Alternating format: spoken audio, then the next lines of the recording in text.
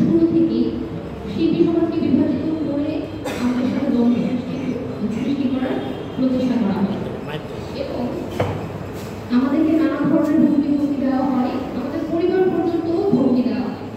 Cultural অফিসারের UM স্যারের মাধ্যমে কালচারাল অফিসারের ঢুকে তালা দেওয়া হয়, সে তালা খুলে তার অপকর্ম চালিয়ে যাচ্ছে।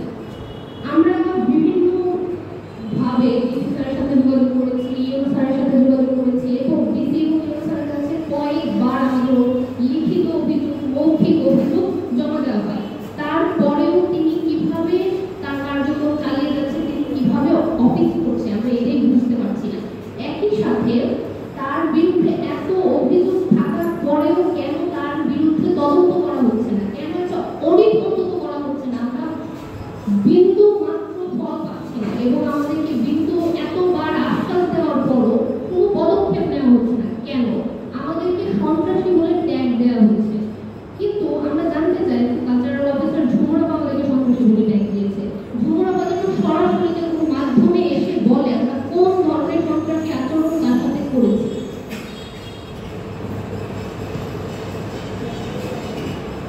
কালচারাল অফিসার ঝুমুরের দিনামা বাংলাদেশ শিল্পকলা একাডেমির আয়োজনে 2023-24 অর্থবছরে চিরায়ত বাংলা নাটক কার্যক্রমের অংশ জেলা শিল্পকলা একাডেমিতে 2023 তারিখে পরিবেশন গীতিকা অবলম্বনে পালানাট্য মহুয়া মঞ্চস্থ হয়। উক্ত নাটকে প্রায় 30 জন কলা কৌশলী অংশগ্রহণ করেন। এই নাটকের তৎকালীন 3 লক্ষ টাকা বাজেট থাকলেও মহড়া শিল্পীদের প্রতিদিন নাস্তা বাবদ দেওয়া হতো মাত্র 10 টাকা। নাটক মঞ্চায়নে শিল্পীদের নামমাত্র সম্মানী দেওয়া হয়, এমনকি সম্মানী দেওয়ার সময় ভাউচারে কোনো টাকার পরিমাণ উল্লেখ করা হয়। নাটকের কস্টিউম বাবদ খরচ ও কস্টিউম ডিজাইনারের সম্মানী নিজের নামে চালিয়ে দিয়ে টাকা উঠিয়ে নেন কালচারাল অফিসার কানিয়া ইসলাম ঝুমুর। বাংলাদেশ শিল্পকলা একাডেমির আয়োজনে শিশু কিশোর ও যুবনাট্য উৎসব 2024-এ অংশগ্রহণের জন্য কুশাল শিল্পকলা একাডেমি থেকে একটি শিশু নাট্য দলকে ঢাকায় প্রেরণ করা হয়। শিশু নাট্য দলটি 27/2/2024 তারিখে স্টুডিও থিয়েটার হল মেরোনাতে বাউল ভাষী সুর নাটক মঞ্চায়ন করে। নাটকটির জন্য স্থানীয় মঞ্চায়ন বাবদ 50,000 টাকা বাজেট থাকলেও 12 জন কলাকুশলী সহ অংশগ্রহণকারী শিশু নাট্য দলকে দেওয়া হয় মাত্র 13,000 টাকা ও বাংলাদেশ শিল্পকলা মঞ্চায়ন বাবদ 50,000 টাকা বাজেট থাকলেও দলটিকে দেওয়া হয় মাত্র 20,000 টাকা। বাকি 67,000 টাকার কোনো হিসাব পাওয়া যায়নি। এমনকি শিশুদেরকে পরবর্তীতে সম্মান দেওয়ার আশ্বাস দিয়ে খালি বাউচারের স্বাক্ষর নিয়েও পরে কোনো সম্মানই দেননি কালচারাল অফিসার ঝুমুর। বাংলাদেশ শিল্পকলা একাডেমি আয়োজনে গণজাগরণের নাটক কার্যক্রমে 2023 সালের ডিসেম্বরে কিশোরগঞ্জ জেলার 3টি নাট্য দলকে নাটক মঞ্চায়নের দায়িত্ব দেওয়া হয়। দলগুলো হলো একতা নাট্যগোষ্ঠী, চন্দ্রাবতী থিয়েটার, নিবেদিতা নাট্যাঙ্গন। প্রতি দল বাবদ 30,000 টাকা বাজেট বরাদ্দ দেওয়া হয়, কিন্তু একতা নাট্যগোষ্ঠী ব্যতীত বাকি দুটি দল কোনো নাটক মঞ্চায়ন করেনি। এতে করে দুটি নাট্য দলে 60,000 টাকা কোনো কাজে খরচ হলো তার হিসাব দিতে পারেনি ঝুমুর। বাংলাদেশ শিল্পকলা একাডেমি সারা দেশের প্রতি জেলায় শিল্পকলা একাডেমিতে কর্মশালার মাধ্যমে প্রায় 80 জনের একটি সঙ্গীত দল ও একটি নৃত্য দল গঠন করে।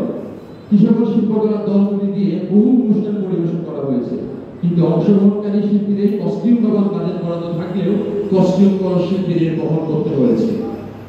কিশোরগঞ্জ জেলা শিল্পকলা একাডেমি প্রশিক্ষণ বিভাগের ছাত্রছাত্রীদের দিয়ে প্রতি মাসে ন্যূনতম 2টি অনুষ্ঠান করা হয়, কিন্তু শিশুদের মহড়া চলাকালীন সময় ও চূড়ান্ত অনুষ্ঠানের দিনেও কাউকে আপ্যায়ন করা হয়নি, এমনকি প্রশিক্ষকদের কোনো সম্মানই প্রদান করা হয়নি।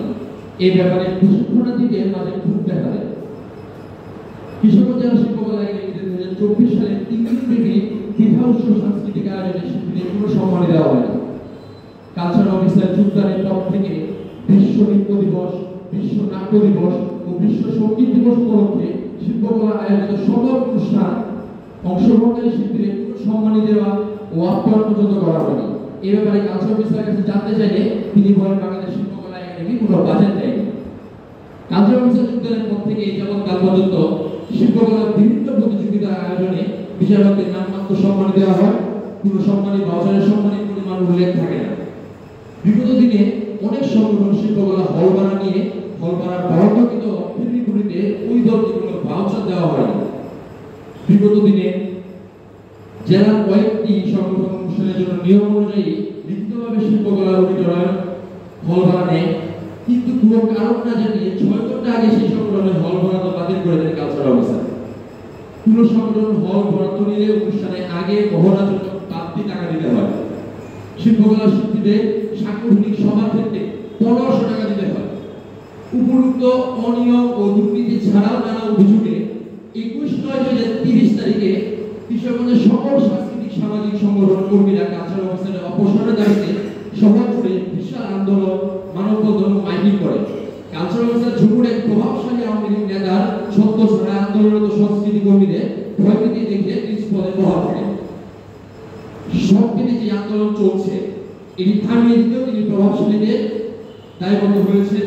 ভয়ভীতি দেখানো সহ আমাদের হুমকি রাঙিয়ে দিয়ে চলেছেন।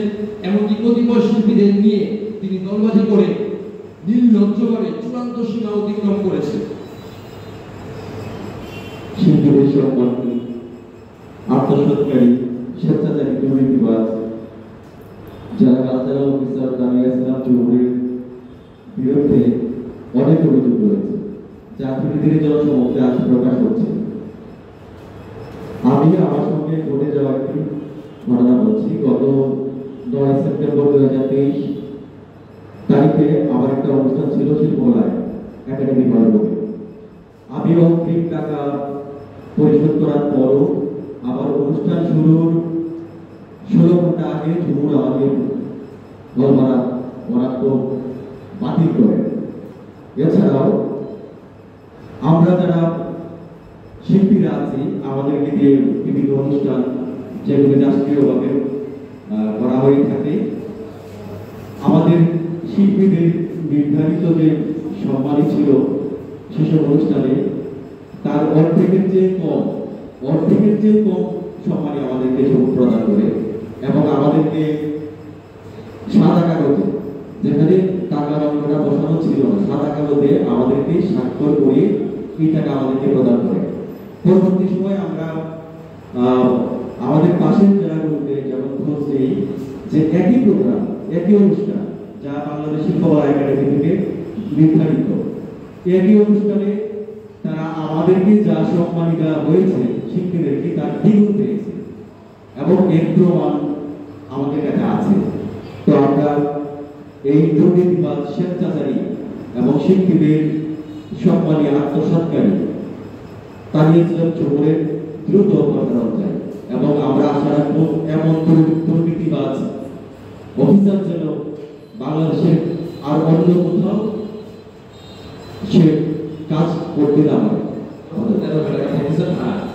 আবার সাংস্কৃতিক একটা সংগঠন প্রোগ্রাম করতেছে, ওই জায়গায় ট্যাক্স মিলে 6,000 টাকা করতেছে। আবার রাজনৈতিক দল প্রোগ্রাম করতেছে বা প্রশাসনিক দল প্রোগ্রাম করতেছে, তো আমাদের ফ্রিতে প্রোগ্রাম করতেছে।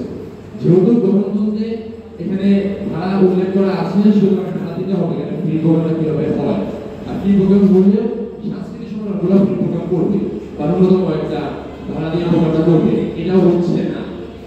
এখানে ওই প্রশাসনকে সবসময় প্রাধান্য পাচ্ছে। এমনকি আমরা তার সাথে একদিন সরাসরি কথা বলছিলাম, কথা বলে আমি তাকে প্রশ্ন করছিলাম যে আপনি এই ব্যাপারগুলো কিভাবে দেখতেছেন, আপনি এই ব্যাপারগুলো কিভাবে হ্যান্ডেল করতেছেন, আপনি বলেন আমরা আপনাকে হেল্প করি।